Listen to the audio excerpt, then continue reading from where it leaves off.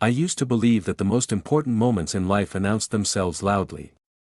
I thought change arrived with dramatic conversations, clear signs, or at least some kind of warning. I was wrong. Sometimes, it begins with something as simple as a car ride you almost say no to. My name is Ethan, and at 22, I had convinced myself that my life was stable. Not exciting, not extraordinary, just stable. I had a girlfriend, a routine, and a future that looked acceptable enough to stop questioning. Her name was Maya. We had been together for almost 2 years, long enough for people to start using words like serious and settled. She was kind, practical, and easy to love in a way that never challenged me, but somewhere along the way, our conversations had turned into schedules. Our laughter had become polite. When she held my hand, I felt comfort, but not connection. I told myself that this was what adulthood looked like. Calm. Predictable. Quiet. That night, everything felt especially quiet that we were at my aunt's house for a small family dinner. Nothing special, just food, forced smiles, and the usual exchange of updates about work and life. Maya sat beside me, scrolling through her phone more than talking. I didn't blame her. I wasn't saying much either. That was when Lucas walked in. He was my cousin, 3 years older than me, and somehow always seemed like he existed in a different version of the world. He had moved back to town a few months ago after living in another city, and since then, every family gathering felt slightly brighter when he showed up. Lucas had this calm confidence about him, the kind that made people listen without him needing to raise his voice. That he smiled when he saw me. Not a polite family smile, a real one. Ethan, he said, pulling me into a quick hug. You look exhausted.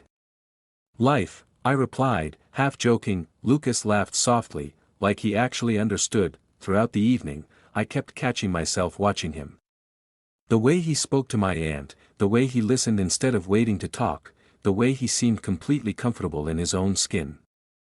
Lucas had come out as gay years ago, long before I had ever questioned anything about myself. Back then, I admired his courage. Now, I wasn't sure what I felt. Maya left early. She said she had a headache and an early morning. She kissed my cheek, told me to text her, and disappeared into the night. I watched her go and felt something close to relief, which immediately made me feel guilty that I stayed a little longer, helping clear the table, pretending I was more engaged than I really was. Lucas noticed. You okay? He asked quietly when we were alone in the kitchen. Yeah, I said. Just tired. He studied me for a second, like he could see past the answer. I'm heading out too. Want a ride home? I hesitated. My place was only 15 minutes away, and I could have called a ride. But something about the way he asked felt intentional. Like he wasn't just offering transportation. Sure, I said, before I could think too much. The night air was cool, the kind that made everything feel slightly unreal. Lucas's car smelled faintly of coffee and something woody, like his cologne. The radio played softly, some slow song I didn't recognize. That we drove in silence at first. Not an awkward one. The kind that felt full instead of empty. So, Lucas said eventually, glancing at me. How are things with Maya? Really? The question caught me off guard. No one ever asked it like that. I shrugged. They're fine. He didn't push, but his expression didn't change either. He just nodded, as if he knew that fine usually meant not great. You don't have to perform for me, you know, he said. I'm family. That word, family, should have made me feel safe. Instead, it made my chest tighten in a way I couldn't explain. The streetlights blurred past the windows, and for the first time in months, I felt present. Not distracted. Not numb. Just aware. I realized then that I was more honest with Lucas in this quiet car than I had been with Maya in weeks, and that scared me. As we turned onto my street, a strange thought crossed my mind. I didn't want the ride to end. I wanted to keep driving, keep talking, keep sitting in this moment where I didn't have to pretend to be someone I was slowly growing out of. Lucas parked outside my building but didn't turn off the engine. Ethan, he said gently, sometimes the things we ignore are the things that end up changing us the most. I looked at him, confused, my heart beating faster for reasons I couldn't name that I didn't know it then, but that night had already begun rewriting everything I thought I knew about myself. I didn't sleep that night. I lay on my bed staring at the ceiling, replaying the drive over and over like a scene from a movie I couldn't pause. Lucas's voice. His eyes. The way he had said my name, not like a cousin, not like a friend, just like someone who saw me. The worst part wasn't what had happened, that it was how much I wished something more had. The next morning, I woke up to a text from Maya. "Good morning Redheart, did you get home safe?" I stared at the message longer than I should have. My fingers hovered over the screen before I finally typed back, "Yeah. Slept late. Talk later." It was a lie, but not a dramatic one. The kind of lie that feels small enough to justify and heavy enough to remember. Over the next few days, I felt split in two. On the surface, I was the same Ethan, going to class, meeting Maya for coffee, laughing at the right moments. Underneath, something had shifted. My thoughts kept drifting back to Lucas, to the way I felt in that car, to the version of myself that existed only in his presence that I told myself it was harmless. Just emotions. Just confusion. Everyone feels confused sometimes. Then Lucas texted me, "Hey. You okay after the other night? You seemed distant." I read the message at least 5 times before replying, "Yeah. Just thinking about stuff." His response came quickly, "Want to talk about it? We could go for a drive again." That should have been my moment to stop. To create distance. To protect the version of my life that still made sense. Instead, I said yes. We met that evening, parked near a quiet overlook outside town. The city lights glowed faintly in the distance, and the air felt heavier than usual, charged with something unspoken. Lucas leaned back in his seat, hands resting loosely on the steering wheel. "You've been quiet lately. Even at dinner." "I guess I've just been tired of pretending," I said before I could filter myself. "Pretending what?" "That everything is fine. That I know who I am. That I'm happy just because my life looks okay from the outside." Lucas turned to face me fully now. His expression wasn't surprised, just attentive. "Do you feel like something's missing?" he asked. I nodded. The word yes felt too big, too honest, so I let the silence answer for me. Lucas exhaled slowly. "I used to feel that way all the time. Before I came out. I was dating someone back then too. She was great. But every time she said she loved me, I felt like I was lying by letting her." His words landed deeper than I expected. "What made you finally tell the truth?" I asked. "I got tired of being lonely in a room full of people." That sentence stayed with me. It described my life too accurately. We sat there for a while, the quiet stretching between us. Not awkward, just real. At some point, without really thinking about it, I reached for the coffee cup in the middle console, and my hand brushed against his. Neither of us pulled away. It wasn't dramatic. No sparks. No music swelling in the background. Just skin against skin, warm and unfamiliar in a way that made my chest tighten. "Ethan," Lucas said softly, not moving his hand, "are you okay?" I should have said no. I should have said this was wrong. I should have said I had a girlfriend. Instead, I whispered, "I don't know." And that was the truth. The guilt came immediately, sharp and undeniable. Maya's face flashed in my mind, the way she trusted me, the way she had never once questioned my feelings. I felt like I was betraying her without even touching another person. Emotional. That was the word for it. Emotional cheating. But I also felt something else. Something I had never felt before. Seen, not as a boyfriend. Not as a role. Not as a version of myself I had constructed to fit expectations, just as Ethan. Lucas slowly moved his hand away, like he was giving me space instead of taking advantage of the moment. "You don't have to figure everything out tonight," he said. "But you shouldn't ignore what you're feeling either. That only makes it louder later." I looked at him, my heart racing, my thoughts tangled. "What if I hurt people?" I asked. "You might," he said honestly. "But you'll hurt them more if you keep lying, to them and to yourself." The drive back was quieter than before. Not empty, just heavy with meaning. When he parked outside my building, I didn't want to leave, but I also didn't trust myself to stay. That I opened the door, then paused. Lucas. I think something's changing in me. He met my eyes. I know. I stepped out into the night, my hands shaking slightly. That as I walked inside, one thought echoed louder than all the others. I hadn't crossed a physical line, but emotionally, I was already standing on the other side. The days that followed felt heavier than the nights before. I moved through my routine like someone borrowing a life that no longer fit, attending classes, answering messages, smiling at jokes that landed a second too late. Everything looked normal from the outside, but inside, I was unraveling quietly. Maya noticed first. You've been distant, she said one afternoon as we sat across from each other at a small cafe near campus.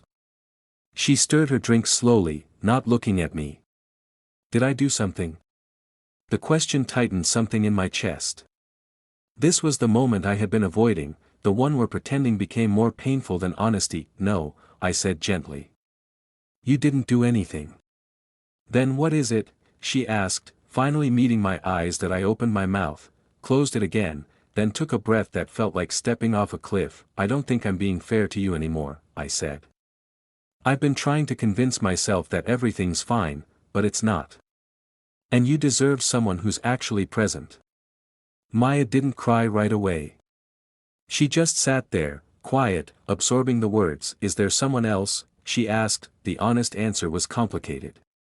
There was no one I had kissed, no one I had touched. But there was someone I couldn't stop thinking about. I'm just confused about myself, I said. And I don't want to keep pretending while you're building something real with me. She nodded slowly, like she already knew the ending and was just catching up to it. That hurts, she said. But I appreciate you telling me the truth. We ended things without yelling, without blame. Just two people realizing that staying together out of comfort was more damaging than letting go. When we stood up to leave, she hugged me, and I felt both relief and grief at the same time. That night, I didn't text Lucas, not because I didn't want to, but because I needed to understand what I felt without him shaping it. For the first time, I was alone with the version of myself I had been avoiding for years, and I was terrified. That I avoided family gatherings for a while, made excuses about being busy.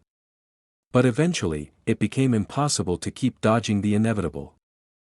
I ran into Lucas at the grocery store, of all places, both of us reaching for the same carton of milk. That he smiled when he saw me. You disappeared. I needed space, I admitted. From me. From everything, I said. Including myself. We walked outside together, the evening quiet and cool. Neither of us spoke at first.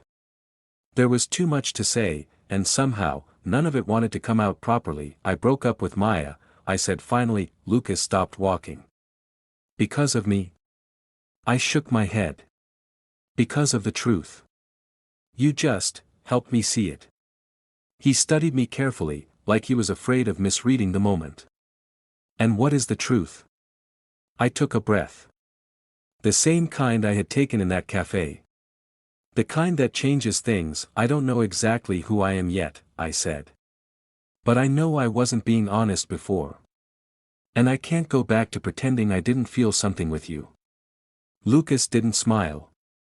He didn't move closer either. He just nodded. I care about you, he said. But I don't want to be your answer if I'm just part of your confusion. I know, I replied. That's why I'm not asking for anything. I just needed you to know. We stood there, two people connected by something real but undefined. There was no dramatic confession, no sudden romance. Just a shared understanding that something had shifted, and it couldn't be undone. Lucas spoke again, quieter this time. Sometimes the bravest thing isn't choosing someone else. It's choosing yourself. I smiled faintly. I think that's what I'm trying to do. He placed a hand on my shoulder, light, respectful, grounding. Then I'm proud of you. We went our separate ways after that, not as lovers, not as strangers. Just as two people who had changed each other by telling the truth at the right time. That night, lying in bed alone, I finally understood what that first car ride had really given me. It wasn't a relationship. It wasn't a betrayal. It was permission, to question, to feel, to become someone more honest than the version I had been playing. That night didn't give me a lover. It gave me something more important, the courage to finally meet myself. Change doesn't arrive all at once. It settles in slowly, like dust on furniture you don't remember placing. In the weeks after everything ended with Maya and shifted with Lucas, I started noticing the smallest differences in myself.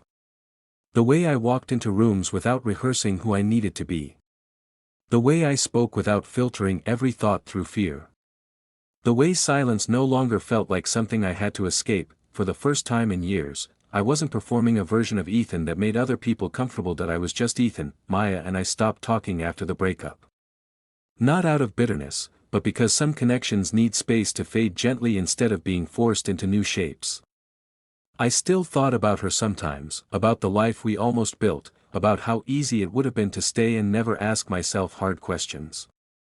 Comfort had nearly become my entire future, and that scared me more than being alone. Lucas and I didn't rush into anything either. In fact, we barely spoke for a while. There were no late-night drives, no long messages, no emotional confessions. Just occasional check-ins, neutral and respectful, like we were both learning how to exist in this new reality without crossing lines we hadn't defined yet. One afternoon, I found myself sitting alone at the same cafe where I had broken up with Maya. The place looked smaller than I remembered. Or maybe I had just grown. Lucas walked in unexpectedly, scanning the room until his eyes landed on me. Mind if I join? He asked. That I hesitated for half a second, then nodded. Yeah. Sit. We ordered coffee, the kind of casual interaction that used to feel loaded with meaning but now felt normal. And somehow, that felt better. You seem different, Lucas said after a moment. So do you. He smiled faintly. Different how? I considered the question. Lighter. But also more serious. Like I finally understand that my life is actually mine. Lucas leaned back in his chair. That's usually what happens when you stop living on autopilot. There was a pause, comfortable and familiar, but no longer charged with tension. Just two people sharing space. Honestly, I was afraid, I admitted. Not just of coming out or hurting Maya. I was afraid that if I followed what I felt, I'd lose everything. And did you? He asked. That I shook my head. No. I lost what wasn't real. Lucas looked at me for a long time before speaking again. I'm glad you didn't confuse me with your answer. That wouldn't have been fair to either of us. I know, I said. I think I needed to find myself before I could ever find someone else. That was the moment I realized how much I had changed. The old me would have been desperate for clarity, for labels, for certainty. This version of me was okay with questions. Okay with becoming. That we walked out of the cafe together, but instead of getting into his car like before, we stood on the sidewalk, unsure of what the moment required. So, Lucas said, hands in his pockets, what happens now? I smiled, not nervously, not hopefully, just honestly. Now I keep learning who I am. Without rushing. Without hiding. He nodded. And if someday that leads back to me? Then it'll be because I chose you, I said. Not because I was running from myself. Lucas smiled fully this time. That's the only way it should ever start. We hugged before parting ways. Not the kind of hug filled with unresolved tension, but the kind that felt grounded and real. Two people acknowledging a connection without forcing it into a shape it wasn't ready to take. As I walked home alone, I felt something new settle inside me. Not excitement. Not fear, peace. For so long, I thought love was about finding someone who fit into my life. I never considered that maybe I had to build a life worth fitting into first. One that wasn't constructed from expectations, routines, or borrowed dreams. That night with Lucas hadn't given me a relationship. It hadn't given me certainty. It hadn't even given me answers, but it gave me the courage to ask the right questions, and for the first time, I wasn't afraid of where those questions might lead, because whatever came next, love, loneliness, confusion, clarity, it would finally be real, and so would I.